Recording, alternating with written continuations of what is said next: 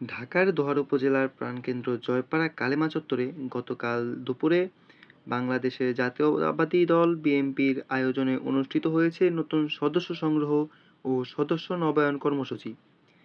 একই সাথে দেশ ও গণতন্ত্র বিরোধী অপশক্তির অপপ্রচার এবং বিএনপির ভারপ্রাপ্ত চেয়ারম্যান জনাব তারেক রহমান ও তার পরিবারের সদস্যদের বিরুদ্ধে চলমান অশালীন রাজনৈতিক ক্যাম্পেইনের প্রতিবাদে আয়োজিত হয় এক বিশাল বিক্ষোভ সমাবেশ।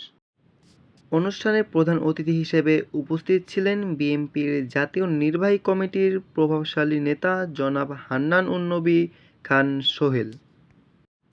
বিশেষ অতিথি হিসেবে আরও উপস্থিত ছিলেন ঢাকা মহানগর উত্তর বিএনপির সভাপতি জনাব কারার আবু আশফাক, সাভার উপজেলা বিএনপির সাধারণ সম্পাদক জনাব মুজিবুর রহমান কুদ্দুস এবং বিএনপি ও এর অঙ্গ সহযোগী সংগঠনের অন্যান্য কেন্দ্রীয় ও স্থানীয় নেতৃবৃন্দ।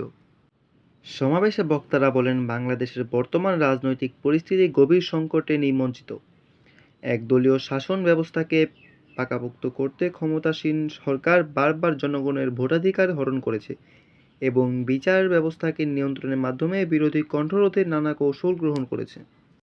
তারা দাবি করেন, বর্তমান সরকার গণতন্ত্রের নয় বরং দক্ষ শাসনের এক চরম উদাহরণ। রাজনৈতিক ভিন্নমত দমনে বেআইনি গ্রেপ্তার, গুম, মামলা এবং মিথ্যা প্রচারণার মাধ্যমে বিএনপি নেতাকর্মীদের দমন করার অপচেষ্টা চলছে।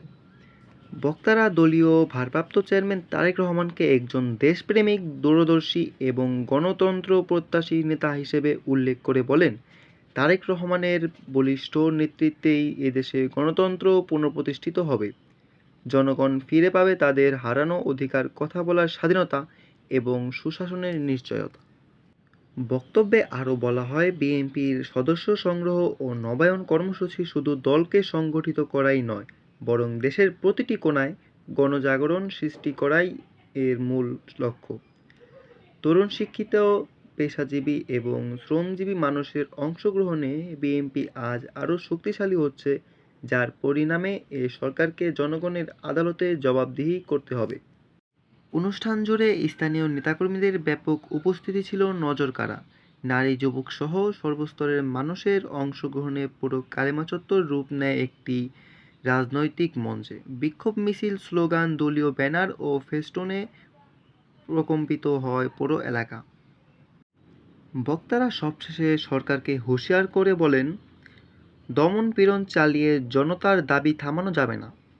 সময় এসেছে দেশবাসীকে সঙ্গে নিয়ে নতুন করে রাজপথে নামার এবং তারেক রহমানের নেতৃত্বে বাংলাদেশে জনগণের সরকার প্রতিষ্ঠার।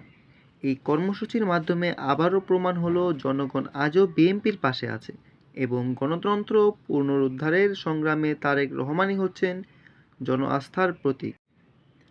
দৈনিক কণ্ঠ, রবিউল ইসলাম, ঢাকা।